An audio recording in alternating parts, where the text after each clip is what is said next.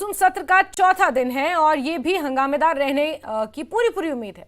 विपक्ष लगातार एसआईआर मुद्दे पर चर्चा की मांग कर रहा है, लेकिन सरकार ने दो टूक शब्दों में साफ कर दिया है कि इस मुद्दे को सदन में नहीं उठाया जाएगा। सरकार के इस रुख से विपक्ष और आक्रामक हो गया है और अब वो रणनीति के तहत सदन में सरकार को घेरने की तैयारी में है।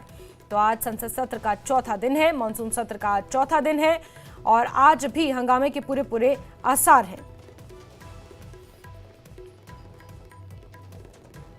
पिछले 3 दिनों में विपक्ष के हंगामे के चलते दोनों सदनों में लगातार कार्यवाही प्रभावित होती रही।